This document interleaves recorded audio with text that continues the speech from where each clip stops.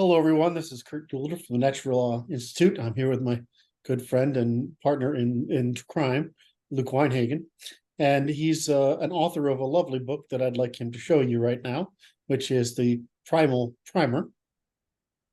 It invokes so many good jokes every time I see that because I want to think about what kind of primal stuff is it inspiring. Right.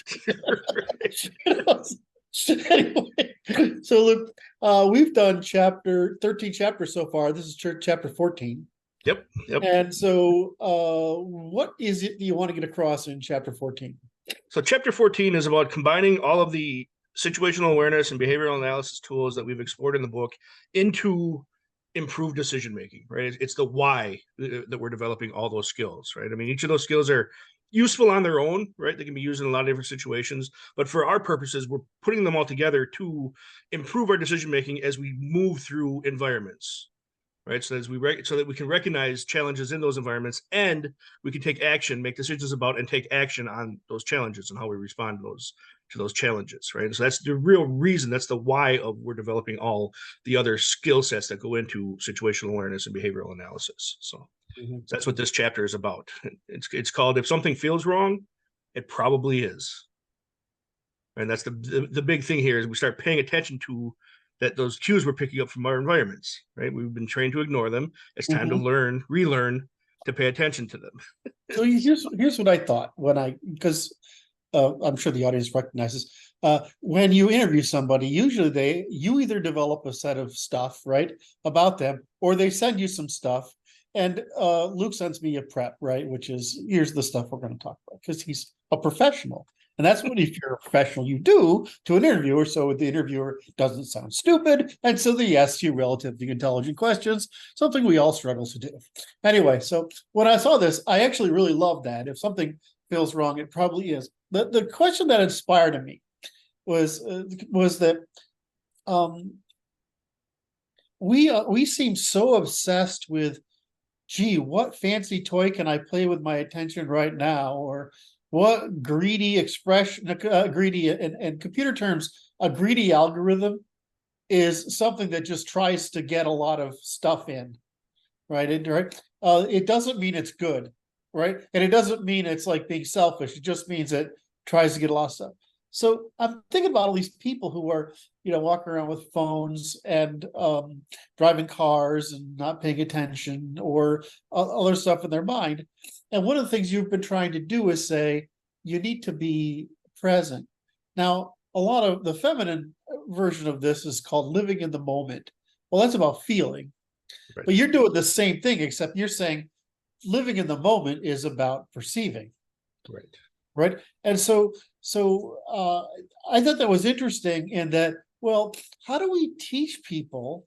I mean, I know that's what you're trying to do, but how do we get people to do that with that kind of, because I interpret that as being responsible. Right. Yeah. Right. So I interpret what you're saying is be responsible for your environment, and therefore you be responsible for yourself.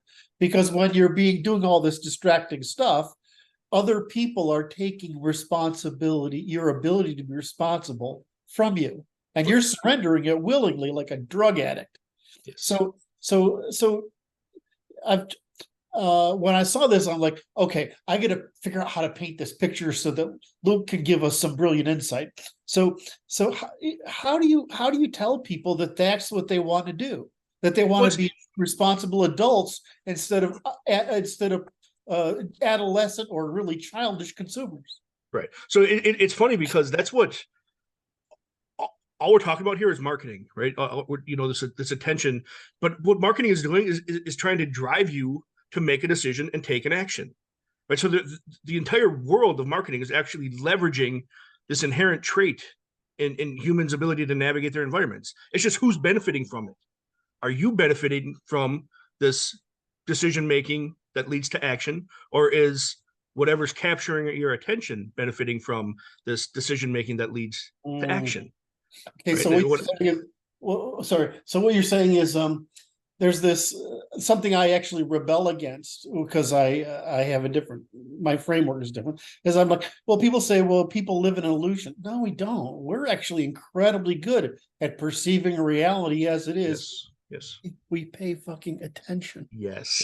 Right. And so I was like, so what I'm envisioning when you're talking about marketing is I'm envisioning some like people who have this, who put this big thing around your eyes and they beam laser beams into your eyes, the back of it, to make you so you can't pay attention. Yeah. To the world around you. Right. It's not that you're not paying attention to anything. It's just they're controlling what you're paying attention to. And that's their entire aim, is to get you focused on them, so that all of your decision-making process is focused on them, and all of your action processes then are focused on them. That results in a sale, that results in some sort of exchange that's to their benefit, right? What I'm suggesting is we want to maintain that same approach. We want all of the exchanges to be to our benefit as well. Yes. Yeah. We don't want to lose out on those exchanges, because that never ends. Our attention is always being traded for some sort of benefit to someone. I mean, that's what paying attention is. That's what awareness is, right? It's what we're trading our attention for, right? Are we trading our attention for victimhood, or are we trading our attention for agency, for responsibility, right? And that's what we're aiming ourselves at with this material. You're trading your attention for either responsibility, right, or victimhood. That's brilliant. That's genius. And that should be, I don't know, that seems like a book cover. Right. Anyway, so the problem you're trying to get people to do, and I know you're not obsessive about this, which is what I like, but it's something I'm conscious of as we're working through it, is it's tempting. You say it's tempting as you develop the intentional skills of situational awareness. But I mean, don't all these stimuli tell us not to? I mean, how do you convince yourself to be such? I mean, we've talked about this before. We grew up in a different world, right? And so situational awareness is just instinctual for me, right? I mean, it says for you. But what if it isn't for these people? How do they convince themselves to actually pay attention to the world around them? Right. Well, and it really, it starts with practice. The stuff that we're doing here, like you and I have explored quite a bit, this is all very natural, and it's very natural to us because we didn't have it disrupted. Yes. Right. And so what I'm trying to do is disengage the disruption and return to the natural state of being aware of what's going on around us. We were talking about it in another conversation, but we've gotten to a point as a people, just because of technological advancements and things like that, where we've reached a level of comfort where this notion of that life is potentially at risk is an abstraction for most people. But that's not a real part of their equation anymore. And maybe they need to spend more time in places like Detroit and Baltimore and Oakland. I mean, right. Well, and that's the thing is, we recognize the human risks, and we can see that from a distance, but we're not even paying attention to the small threat, or what I call the small threats, that are around us all day, every day. I mean, you're walking down the street, you have thousands of pounds of metal and fluids and plastics and stuff hurtling by you, controlled by people you don't know, that you're trusting implicitly to not plow into you. That's a huge risk that you're just exposed to all day, every time you leave the house, right? So, I mean, we're surrounded by risks, but we shut off our sensitivity to those risks. We condition ourselves away from recognizing them as risks. I was watching a video earlier today, and there was a crane collapsing, and it was building a building in New York City. The crane was collapsing, and it was crushing the building next to it and falling down onto the street, right? That's an inherent risk that exists every time they're constructing a building, but nobody looks at that and goes, that thing is a risk to me, because nobody's paying attention. It's funny you bring that example, because of course, I've done most of my adult life in Bellevue, right? And one of these cranes collapsed right next to my building, right? And it's the one that killed one guy sitting in his living room playing video games. I mean, it's like the hand of God out of. I mean, he's like, what situational awareness prepares me for having a freaking crane? Well, maybe there was one. Anyway, took out the side of our office, right? The side of our office building, and it took out that guy. So, I mean, so is there a distinction between what you can prepare for and what not? I mean, There's a distinction of what you can prepare for and what you're not. But what's really important here is just coming to terms in some way, shape, or form with the fact that we are never completely safe. It's not possible to yes, become completely safe. And so we have to escape this delusion that we can create perfect safety around us. Right? yes, It'll yes. never be the case. I mean, we're on a giant rock hurtling through space that could collide with other giant rocks. And space isn't nice. Right, It's not right. nice. It's not your friend. We live in an inherently hostile environment at all scales. Right. I mean, from like we're talking about walking down the street to the universe itself. Right. And it's dispassionately trying to destroy us. It has no intent to do so. It just doesn't care whether we live or die.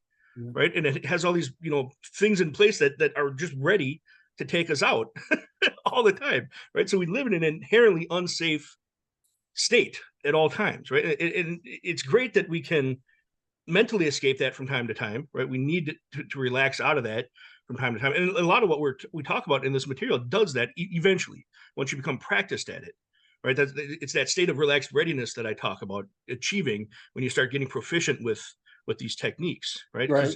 When you build the competence to navigate challenges, right, they become less of a insurmountable threat. Right? They aren't so much a fear trigger anymore as they are simply a challenge that you're capable of overcoming. That's right. Right? So that's kind of what we're aiming ourselves at here. And then it's not that when you reach that state you get to pay less attention. It's that the paying attention part becomes less and less stressful. Becomes less and less stress But inducing. that's the sell. That's the sell. Is Right. that it may take you 90 days to form the habit of being more sexually, but the result of which is it will actually be habituated in less work, but you'll also have more mindfulness. Right. And that's why, in the subtitle for the book, I say survive anything, slay anxiety, and exit the system. Right. The slay anxiety piece is exactly that. It's not that we're eliminating the sources of anxiety from your world. It's that we're eliminating the undue stress that those sources produce in you. Right. We're increasing your ability to navigate those sources without being set into a state of inaction, without being shut down by them, without being, without having the emotional spikes of those exposures. Thinking of the number of moms who don't recognize the stroller is rolling away from them. Yeah. I see that all the time, and I'm just like, how can that happen? Right. How is that possible for a human to allow that to happen? Right. Yeah. But even in this material, it's easy to get caught up in the steps, in the details, right? Like the atmospherics, the reading the room, right? The recognizing how people are moving through the room, the proxemics, right? The interpreting the nonverbal communication, the kinesics, and then picking up on people's involuntary responses, the biometrics, right? We can get over focused on even those elements, individual elements, and sit there and looking at them and looking at them and looking at them and trying to read them and get more and more clarity and more clarity, long past the time where you ought to have been making a decision and taking action based on that decision, right? So we can, even in the process of learning this material, we can get lost in the details. We can get distracted. The act of practicing situational awareness can become as addictive as our cell phone if we don't orient ourselves I'm towards. not compliment you here, but my whole thing is enumerate, serialize, and operationalize, and your freaking book is an entire exercise and enumerate, serialize, and operationalize. And so I'm like, well, you say people get lost in the details. I didn't have that problem reading your book because every step is so clear. And so I don't know. I mean, I think when you're reading something like this, it's pretty likely you'll forget a step, though, right? I mean, but I don't see it as, I don't see excessive detail. Right. No. I tried hard not to go into excessive. And that's my problem, right? In the chapters, right. And I certainly wanted to, but I wanted to keep it consumable, right? I mean, each chapter in this book could be its own book, I think. Right, exactly. The material is deep enough that we could explore it to that level of depth. But that doesn't accomplish what I'm trying to accomplish for people with this book specifically, which is that get to that decision, make the decision, and then take action. Right? And that's really what I focus on in this chapter. Right. is to get people so that they are there, right? So, and that's what I mean. That's that when you reach that point, that's when the anxiety starts to be tempered. That's when you can survive all these situations because you know how to navigate them. It's not that you know the specific details about this specific situation, it's that you've built enough foundation of competence where there's not going to be a situation you're exposed to that disrupts you, that you to the point where you won't be able to survive it. I mean, unless it's the world ending type of situation where nobody's going to survive, right? You're not going to escape the nuclear explosion because you know what's in this book. But I'm talking about if it's possible for an individual to survive the situation, you're going to be that individual because you have this foundation of competence that you're drawing from, right? And these learnings and experiences that you can extrapolate from to navigate successfully this challenge that you're being confronted with. And of course, the overarching theme throughout the book is that what I call exit the system. And I don't mean that flippantly. I really mean that in order for you to be a participant in the system, it has to be a choice, right? It has to be your decision. That's really smart. And I'm sure you've said it before, but it didn't sink in. So what do you mean? Exiting the system is a very smart frame. Right. So can you talk about that? Because I mean, I can explain that to people. Sure. So, because it sounds like some hippie thing, and you don't mean it like that. Yeah. It sounds like some counterculture. We're trying to, we're libertarians, and we're going to shut down, all of the institutions, and all that kind of stuff. And sure, right, great. But what I really mean is that, this is the theme running throughout the book, is that what we currently think of as conveniences largely aren't, because we cannot sustain ourselves without them. Right. So we're thinking we're taking advantage of a technology when really we've become dependent upon that technology. Like, I use the grocery store as an example frequently, right? If they locked the doors to the grocery store today and they had no plans of opening up and there's not another one nearby you, what do? That means that if you don't have an answer for that, that grocery store is not a convenience for you. Right. That grocery store is something you depend on. You cannot exist without. Right. It's a dependency. Right. So there's no exit for you from that dependency. Right. That is a system that's in place. That is a system of control over you rather than a system of convenience for you. Right. And so what I'm trying to do is give people the choice of engaging in those systems, which means they have the option to exit those systems. Okay. So when you refer to the system, you're thinking of things that make you dependent, not independent. Yes. Things that undermine your ability to be agentic. Right. Because you are removed from the decision-making process if you can't say no to it. Right. And so, you use this. That's another one of your tools is, can I say no to this? Right. Right. If I can't say no to this, I'm a dependent. Right. They controlling me. Right? Well, and what's our overarching goal for all the work that we do? We're trying to preserve the opportunity for cooperation everywhere. Right. That's what we're working on. Right. And so the big thing that I'm trying to get across to people is that, we think of cooperation and we think of the positive, we think of the affirmative, we think of yes as the word that drives cooperation. What my point is that actually no is the most important word in cooperation, because if you can't say no to whatever you're doing, whatever you're cooperating on, then it's not cooperation. You're such a falsificationist. Yeah, I mean, but truly, I mean, it's not. You're not engaged. I didn't get the laugh out of that I wanted. But that's what drives it, though, is all the work that we do on falsificationism.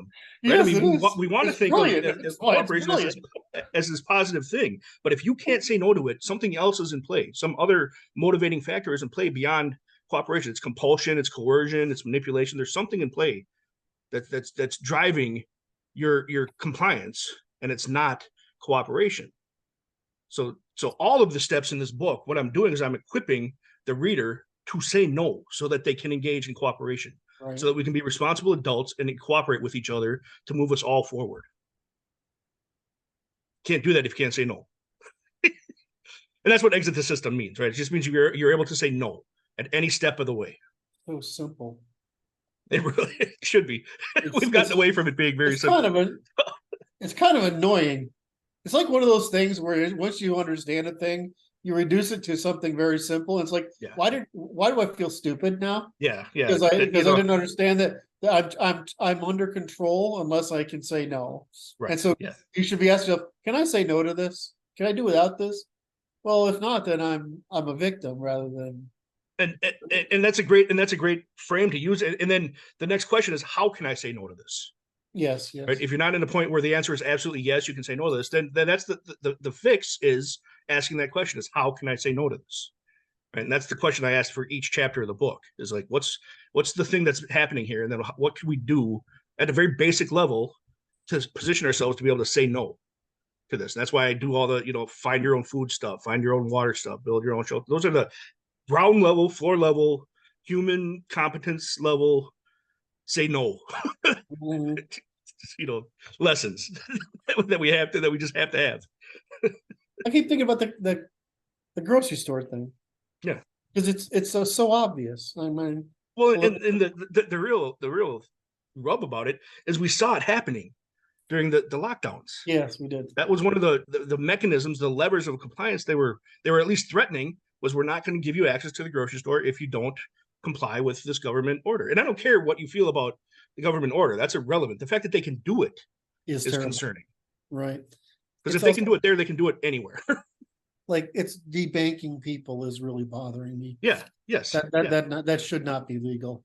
It shouldn't be legal. It should not be. That's cutting me off from electricity. It's the same, or water. Right. You can't do that for political reasons. That's just wrong. Yes.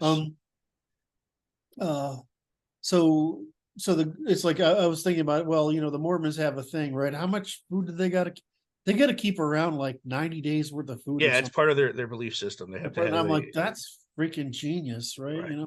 I mean, I have flour and sugar and that kind of stuff. Yeah. But I mean, they keep it going. They're serious about it. Right.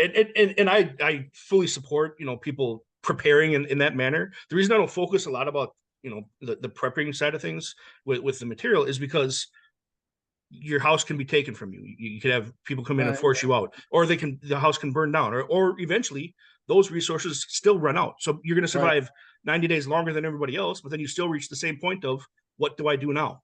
I know, but it's just the thing is, you're right. It's really not that good an example because it sounds like a prepper thing when it's just a really simple one to understand. Right. Yeah, it's just easy to understand.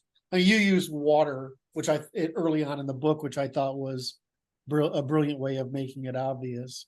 But it's the whole thing of can I say no to this?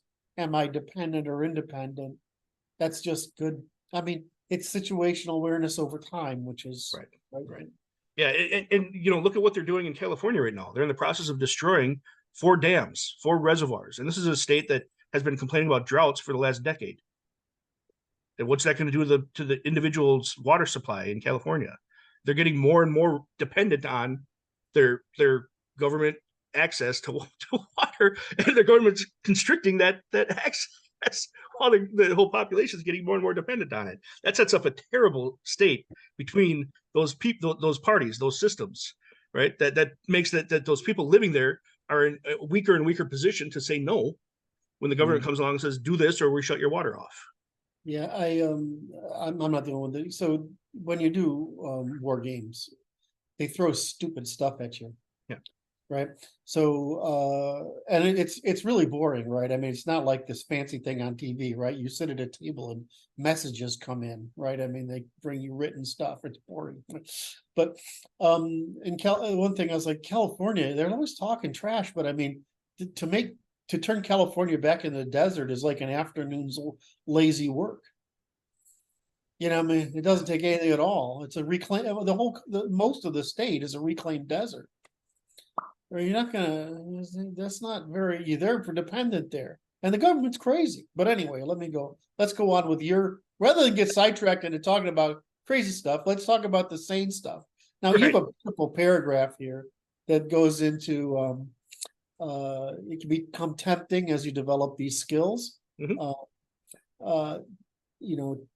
to keep reading the room, learning the room, recognizing the people, etc.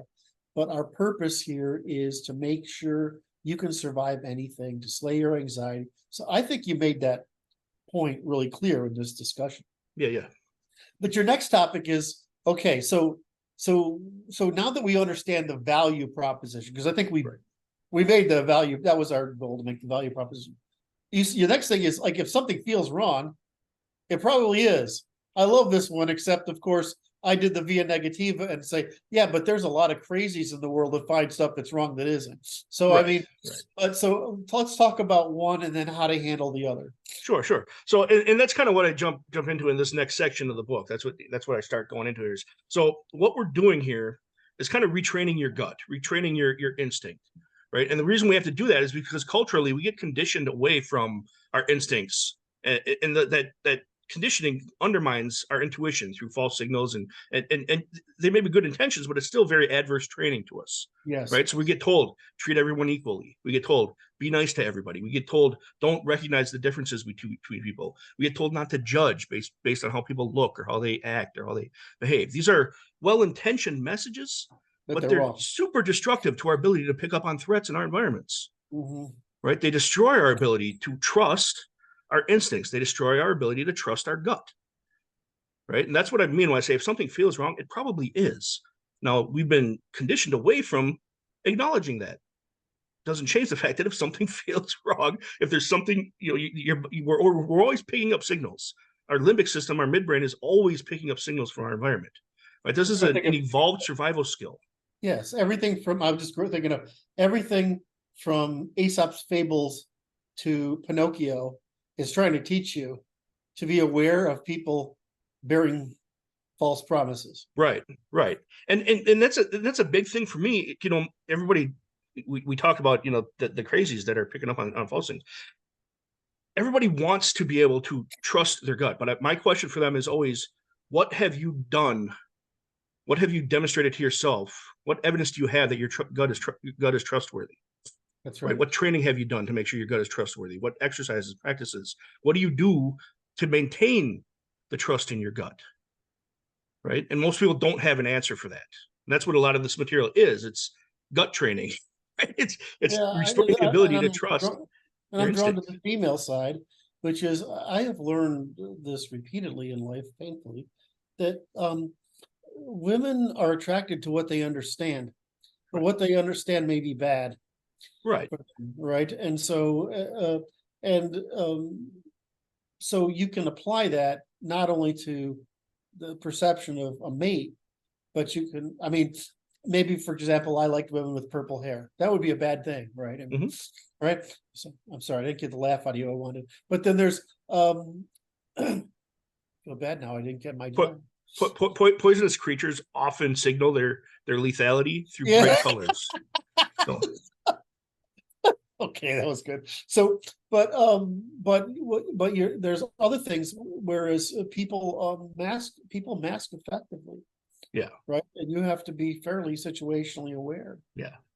I mean, my girlfriend grew up in Manhattan. She said, I never had a single problem in my life. Well, I mean, but if you walk with her around the street, she's constantly saying, okay, move here, okay, let's stop here and let's cross the street here. Yes. Right. I mean, she's incredibly situationally aware. Of course she didn't. The other thing, she lives at 34th and Park. It's not like exactly living in Brooklyn or something. Well, the problem there, so the male evolved more to face the external threats, the outside the group threats, right? The dangers from the jungles, the dangers from the other tribes, things like that. The female evolved largely to evaluate the internal threats, to navigate the social challenges that emerge, right? And so they're very, very good, sensitive to that, just through the evolution of what their midbrain is picking up, right? And they're very good at picking up on those signals. They're also much more sensitive to this conditioning, this undermining of that intuition because of that, right? So they benefit more than anybody. Redevelopment of the skill set, redevelopment of the application of these trainings, right? Because it's not that they're not capable or good at picking up the signals. It's that they've been trained away from interpreting them correctly. Oh, I see. Right. We've done them a huge disservice by providing this illusion that ultimate safety is possible. Mhm. right? So we've killed, or in the process of killing, their ability to identify a threat as a threat Correctly. correctly. Yeah. And so So, that, and that's why we really need to start rebuilding our connection to these instincts, both so male and female, men and women. right. So So anyway, so you, how do you say this here? Now that we've trained your gut or begun to, you can start using it. But our cultures have transitioned us away from our instincts through false signals and good intentions. All right, you've already covered that, but these things to improve intuition, we can complete the process. Oh, I see. So you're trying to, this whole paragraph is, you can try to make your goal is through this process of making it, of looking at the tangible factors, is right. to make it rationally accessible so you can develop a competent gut. Correct. Yeah. Right. Yeah. So we're leveraging our instinct, we're filtering it through our intuition, and then we're applying our intelligence on top of that to restore that competent gut, that trustworthy Yeah. gut, right? So that intuition, right? So that women's intuition, right? That should be a useful tool. That should be a valuable tool to the women in our society. But that means that requires training to make it valuable again, because Right. we've conditioned ourselves away from it. Well, I mean, Same it's thing for also that men. we vary, right? And we vary in sensitivity. Some, Right. Yeah, absolutely. right? So okay. So how do we defend against imperfect decisions? Oh, we don't. We pursue imperfect decisions. That's kind of what we get into next. We get into actual practices and skills to start speeding up the decision making process. That's the next section of the book. So we've been building the skill sets, right? And in this section, I reinforce topics that we touched on earlier. You need to be actively observing, be ready to act, conscious of context and relevance, right? Those are important themes throughout the book, is the context and relevance. That's how we filter our baselines and our anomalies. The big thing here is you need to become the anomaly hunter in order to be the decision maker, right? You have to be looking for the signals, right? So what that really means is you just stop dismissing them, is the important part. So we've been conditioned to dismiss them, like we said. Don't notice the differences. Don't, if the big bang happens in the background, ignore it or make it fit into your pattern, right? It's just a car backfiring or whatever. If there's a clown standing behind the counter, make up some reason in your mind for it to be there, rather than recognizing it, that's something that shouldn't be there, right?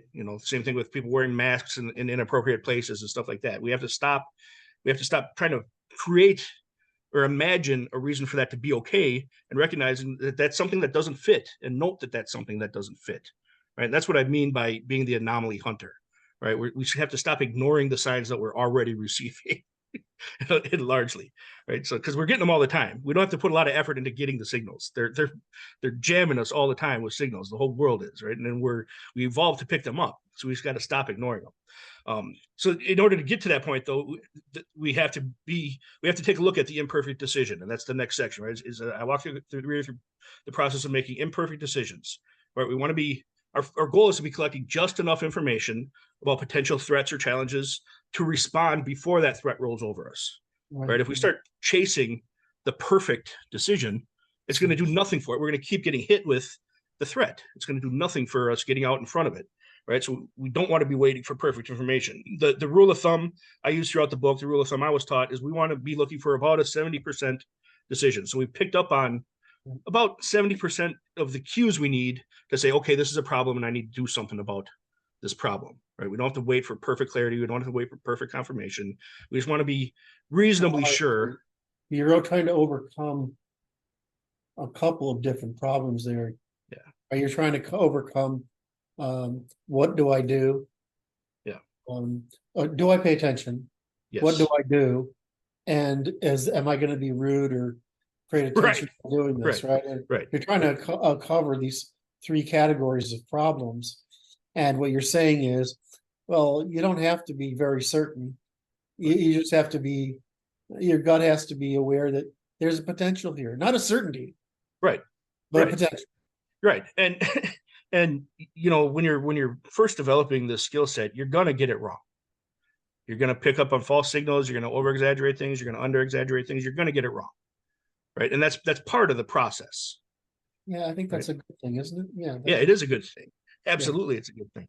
It helps refine and increase our fidelity for picking up the right signals as we start, recognizing that we got signals wrong, right? So it's hugely important to make mistakes in this process. So one of the tools that I offer in this is called heuristic decision making, right? And if you've done software work, you're familiar with heuristics, but a lot of people haven't done software work. So what I'm talking about here is kind of the way I presented to people and the way I presented the book. It's the connected dots method of identifying a pattern, right? So you can start with just a few dots, and it gives you kind of a shape of what you're looking at, and that's what our tools are giving us. That's what our atmospherics and our proxemics and our kinesics and our biometrics are giving us. They're giving us dots that we can use to create a picture of what the potential threat in the environment is, right?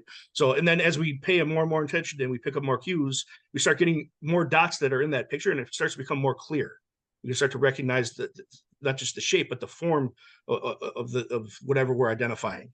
And as soon as we recognize, as soon as that form takes just enough shape where we can recognize it as a threat, that's when the decision should be triggered, right? So we're not looking for absolute clarity on the form. We don't need every single dot to get, the perfect picture. We're not looking for the 1080p resolution of the threat. We're looking for the fuzzy image that's clearly, represents somebody with hostile intent, right? That's enough. That's at that point we say, okay, time for me to do something here, right? But that's what I mean by, or that's what the way I'm using heuristic decision making in here, is that we're gathering just enough to start clarifying the picture to the point where as soon as it takes a general shape that we recognize as a threat, we can move, we can take action, right? And that's all the further we need to go. We don't need to take it any further than that before we do something, before we choose safety, right? That's the I was ultimate gonna goal. say evasion is always the best. Yeah. No matter what's left to us, our path out is always choose safety, right? We talked about the crane falling in New York. How hard is it to walk around one extra block so that crane poses absolutely zero risk to you at any time, right? I mean, it's just not. It may disrupt your habit because your habit does not choose safety, but it's just not. Or even just being conscious of it being right. Look up from time to time, especially if you live in a city where threats are above you all the time. New York and it's all those scaffolds around all those buildings because nonsense falls off them on right. places. Yeah. So as part of this chapter, I bring up the equation of baseline plus anomaly equals decision, right? Because I need that to be just super simple in people's minds. We're setting a baseline. We're figuring out what's supposed to be here so that we can recognize what's not supposed to be here. Then the moment that what's not makes us feel funky or off or whatever, we make a decision. Right. That's kind of it's truly as simple as that. There's a lot of moving pieces in there. Well, it's actually what you're trying to teach people is actually pretty simple. The thing is that if you don't break a thing down into these pieces like you have, right? So you can actually consider each one of them. Right. You don't really get it's too easy to go sideways or think about one thing or another, or misinterpret or over exaggerate. Yep. Okay. Yeah.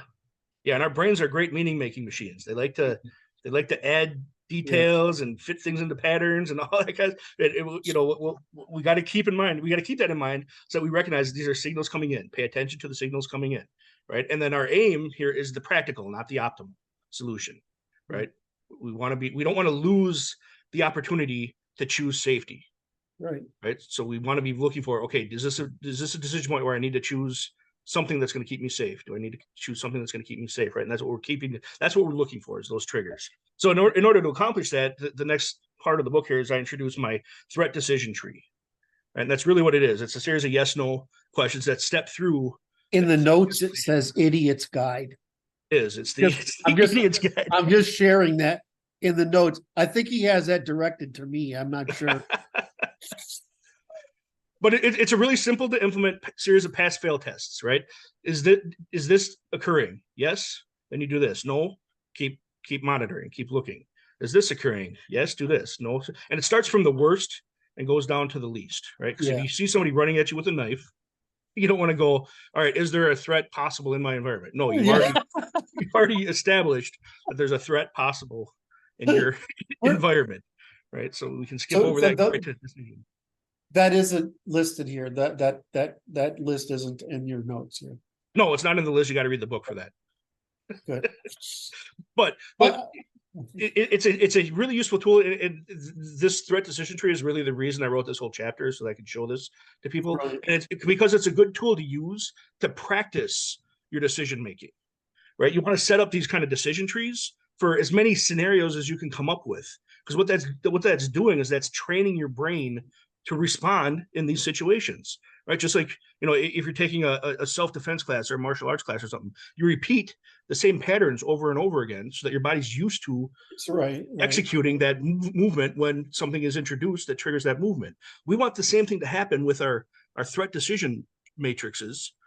Yes. We want to practice this stuff so that it just gets triggered when those threats are introduced, right? Because our brain starts to shut down when it's suddenly introduced to stress, right? Our fight, flight, Yes. freeze instincts take over, and we're not thinking so much anymore. And we want to get out in front of that, right? So we want to be working through these decision trees so that we start when the right kind of signal comes in or the wrong kind of signal comes in, it triggers that threat decision tree that we've already been practicing. Right? It fits one of those models already that we've been working through in our head. Right. As we create as many of these threat decision trees as we can think of, right? And then right away, that helps us identify, this is a decision point. This is where I need to choose safety.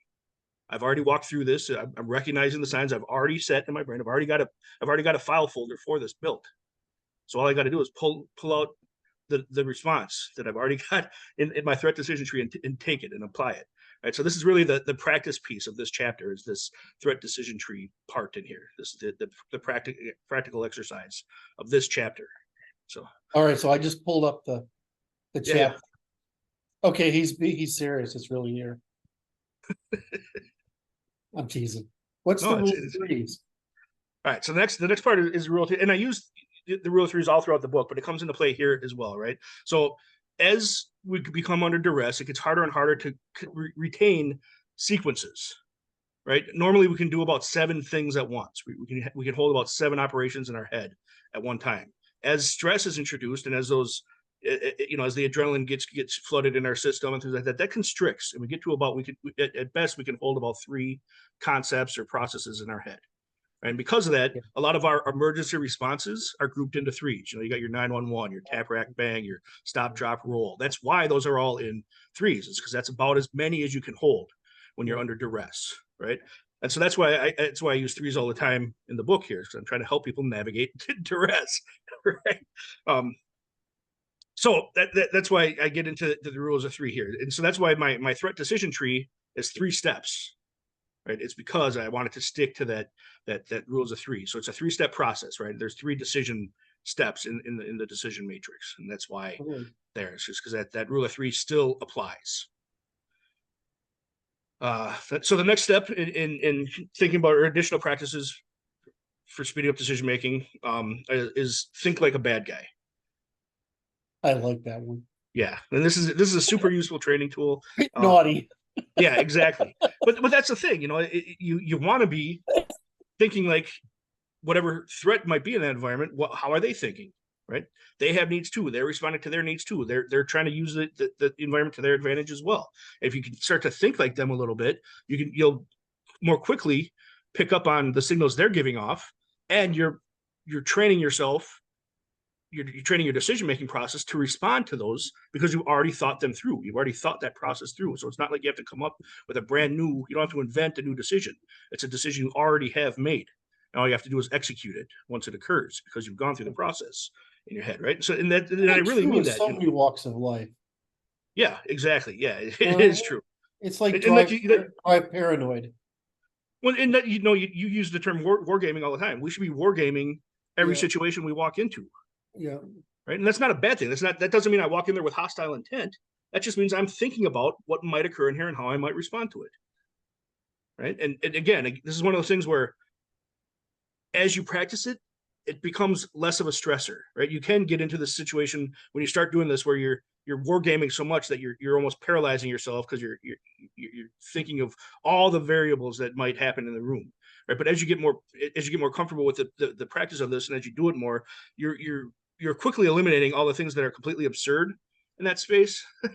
And you narrow down to just the few, factors that are actually in play because you're getting better and better at building baselines and recognizing anomalies. And so those are the ones that you quickly, it becomes a very, very quick process that you quickly war game in that scenario, right? And then you have, you know, a handful of responses ready all the time in every situation you find yourself in, right? So, and that, you know, those are some of the questions. Like, how would I use the space if I were the bad guy?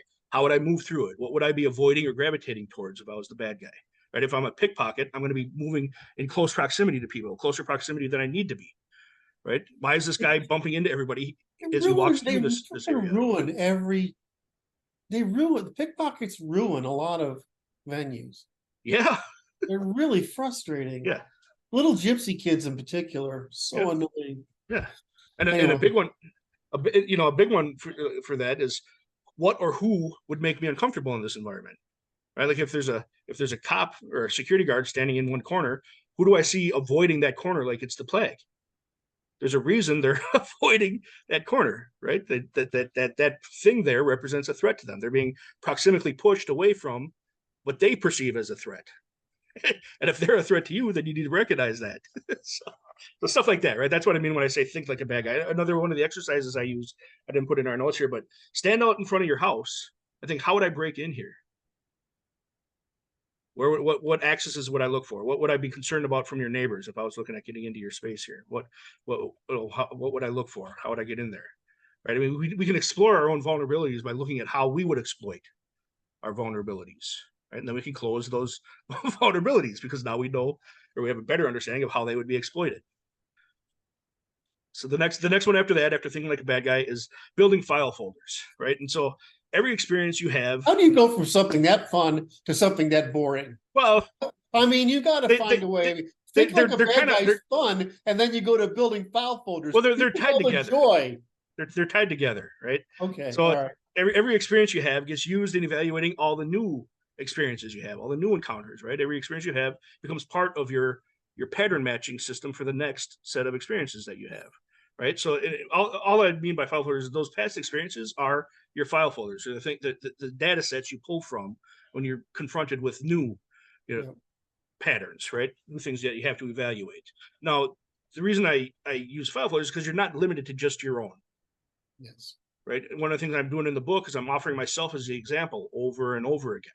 That's very intentional because each one of those examples, I'm hoping the reader onboards as a file folder. I don't need them to go through the negative experience I went through in order to have the benefit of knowing what happens or what occurs in that negative experience, right? They can use mine. I'm gifting them my experiences in the form of, here's a file folder to add to yours, so that as you are confronted with these experiences or these challenges, you can draw from your own and from the ones I've provided you to extrapolate what to do for your decision and what action for you to take, right? And so that's what I mean by file folders. Now, the trick there is you want to get them from quality sources, right? Building your file folders from movies and video games is a terrible idea. These are all scripted. These are, you're not going to John Wick your way out of a challenging situation. Fights don't last that long. Right. They don't. They don't. Right. Nor do you have the stamina or the dexterity or anything else. And your bad guys aren't cooperating with you because they read the script and all those kinds of things. Right. So don't build your file folders. And they do come all at you all at once. Yes, all at once. And they will kick you in the head while you're down and things like that. So don't use that, but do, when you're talking to people that are experts in fields, or, you're talking to people that deal with criminals on a regular basis, where you're talking to police, guys, or security guards or prison guards or anybody else that's in contact with dangerous situations on a regular basis, listen to how they're navigating those environments. When you watch, something on YouTube that's a live feed of a violent encounter, a threatening encounter, a challenging encounter, look at how that unfolded and onboard that as part of your file folder system that you can extrapolate from, right? But look for real sources, look for real encounters, look for unscripted responses and how things are navigated in real situations, right? That's what I mean by quality sources that you want to onboard as part of your file system to extrapolate from and pull from. I want to repeat something that we've covered in a lot of chapters real quickly, because I always get this. I'm always afraid someone says, I don't want to live my life like that. You don't have to. He's saying that once you develop the basic competency, right? You want to, it's like anything else. You want to learn to play golf. Okay. You're going to go play, and, take a few lessons and play a few rounds and you get 80% of it, right? Well, Yes. this is just saying that you got to, if you want to get good at this, you want to develop basic human competency and get the mindfulness from it. You're going to spend a little time on it, but you're not going to like obsess over this stuff forever, No. right? You're not, right? It becomes a habit. And one of the things that I hope becomes apparent for readers as they're reading this, because I truly believe that this is the case, is the crazy amount of anxiety that people feel now, that you're feeling now as a person just wandering the world, is because you don't have this foundation in place. Yeah. You're under constant stress from all the stuff. You can't not be. That's how we evolved. Our brain is taking in these signals all the time, and you have developed nothing to accommodate for that. You've developed no skills, no practices. You haven't had just the exposure of watching your parents do it, of navigate these things. So you are in such a vulnerable position that you're under just crazy amounts of anxiety all the time, and you don't need to be, right? So yeah, learning this stuff at first, it's going to feel like it's making that anxiety a little bit worse. But when you get through to the end of it, it's going to remove so much of that just low level, constant anxiety that you've been experiencing. Right? And that's one of my big goals here is we're trying to navigate the world as humans, but we're never taught how to be human. Right? That's all I'm trying to do is get you back to a point where, you can navigate this place as a human because now you know how to do it as a human. You know that all of these signals that you're getting are good. You're not a bad person because you recognize differences between people. Right.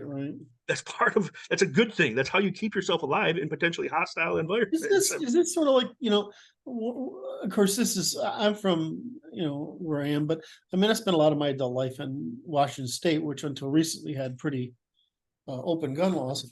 And so what I noticed is the women who carry have mindfulness. Yes. Now, I can't figure out how much of that's a selection, but what you notice is the women who carry, all of a sudden, they just are less stressed in general. Now, that's sort of like the more serious version, I guess, is right. Yeah.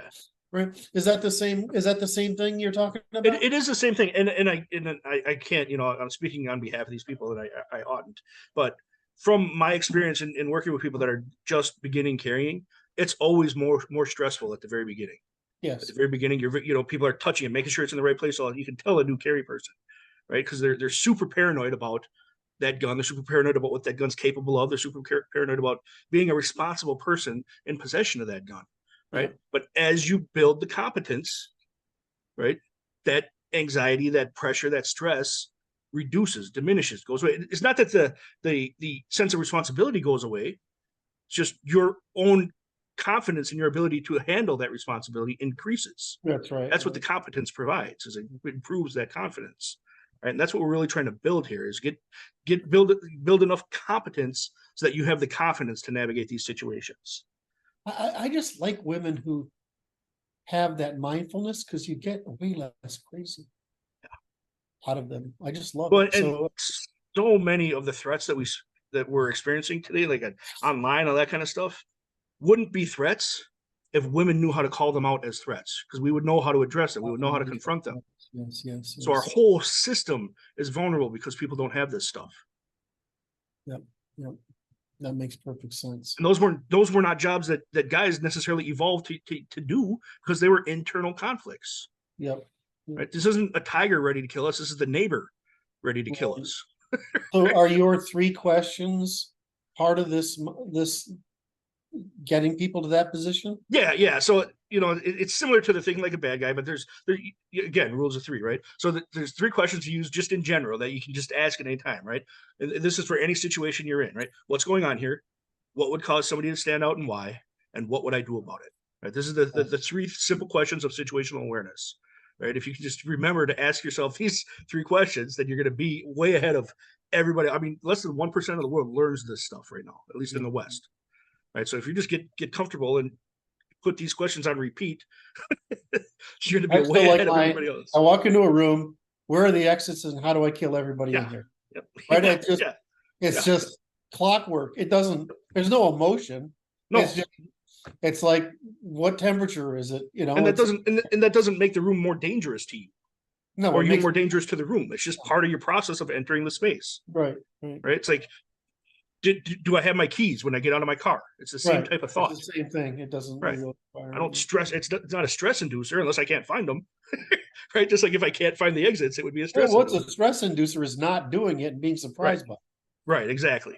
So that's why I, those three questions. Again, all of these tools, they're just different ways to speed up that decision-making process so that you can take the action, so that you can choose safety, so that you can get yourself out away from whatever the threat is, right? We want to stay left of bang. Bang is that bad thing you don't want to be a part of. Right of bang is the aftermath. Left of bang is doing something before the bad thing happens, right? That we're smart enough, we're intelligent enough, we're evolved enough, we're human enough to know that signals, that every threat is giving off signals.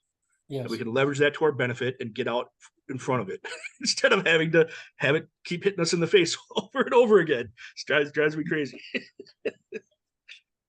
I get teased about my hyper gregariousness all the time, but part of it is I'm rendering the environment safe.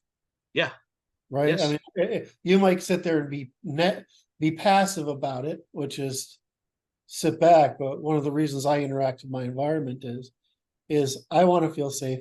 And because I know it's hard to imagine this, Luke, I know. I mean, Luke likes to tease me, but in my past, I've been considered intimidating despite my stature.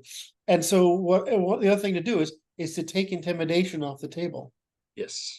Right. So it works both directions. Mm-hmm. So I like what you teach, Luke. It's very good. Well, and that's the thing, as you become more aware of the signals coming in, you become more aware of the signals you're giving off. Yes. As well. And that's a huge element to this, right? Are you introducing conflict into the space just by the signals you're giving off, right? Do you have that come fight me face on? Yes. You don't want to wear that when you're walking into a hostile situation. That doesn't de-escalate anything, right? So there's stuff like that comes into play as you learn this. We talked a lot through a lot of these chapters how this stuff is really applicable widely.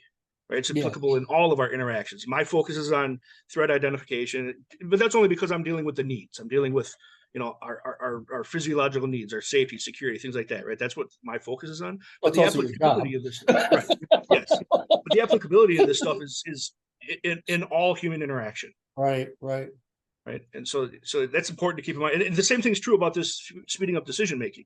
As you get better and better and faster at decision making, you're going to get more and more successful at all the things you're engaging in. And it's neural economy, right? We talk about neural economy and everything, which is, look, it's just you're investing in a neural economy. And eventually it becomes, I mean, like we were just talking a minute ago, I don't think about this stuff.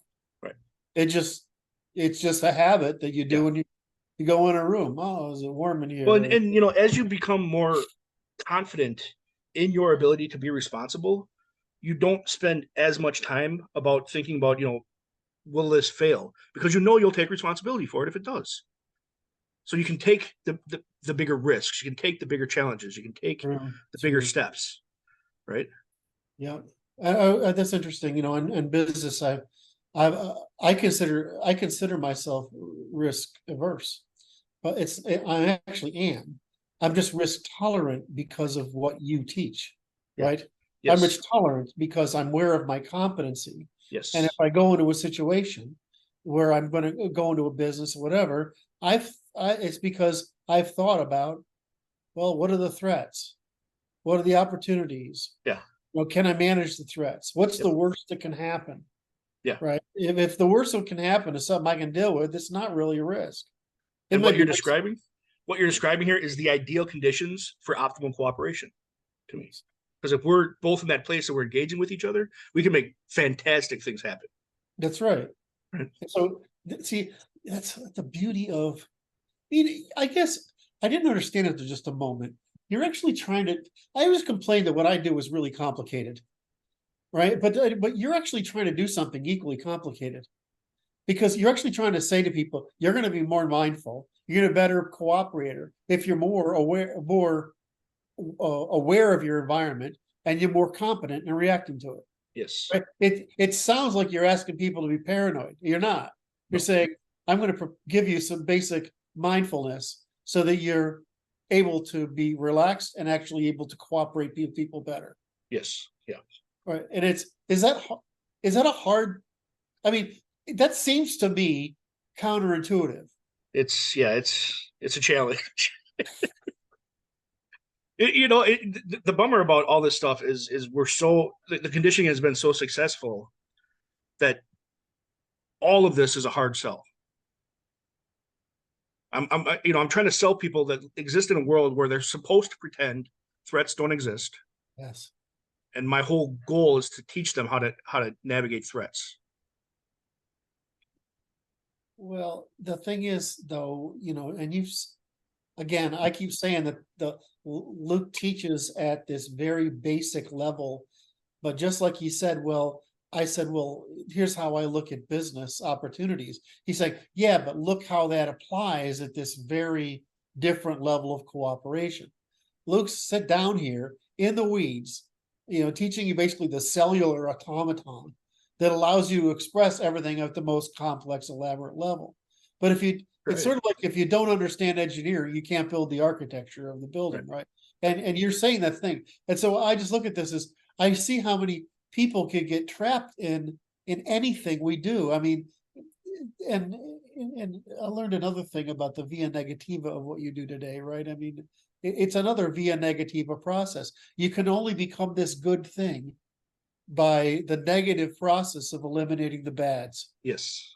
Yeah. Right. And I learned a lot from you, really. I don't want it to go to his head. So I don't want to say too often. But so in this via negativa process, you're producing a via positiva good. Yes. And it's not like I live in fear. No. I'm an agentic person because of what I've learned here. And there's no way to, and if you didn't do it the way you teach it, it would almost be a lie. Yeah. Oh yeah. Right. It would be this false promise nonsense that's framed as happy, nice people nonsense. Right. Because you teach as falsification. Yes. Now it's basically science, and you build up on it, and you can have this expression of the goodness. I learned a lot in this. I learn a lot in every one of our conversations. But this sort of we're getting to the end now, so this is tying things together, right? Yeah. This is tying things, and that's what I have to have the individual elements in place before I can tie them all together into this decision-making process, right? And give people the decision-making matrix, right? Because that's what those tools are for, right? And so that's the big takeaway here is that, we want to get to a point where we have a foundation of competence in place. We're getting confident because of that foundation of competence, and that's allowing us to make decisions more and more rapidly with less and less information. Right. And that's the big goal here with all of this is to get to a point where we're making decisions, and those decisions are leading us to take action, to take steps to improve our safety, to get safe. We're choosing safety. We're getting out from the threat, or we're choosing whatever leads us to the ideal outcomes in whatever situation we're in. Right. If we're not talking about threat navigation. Well, is that how you wrap up the chat? Did we just wrap up the chapter? We wrapped up the chapter.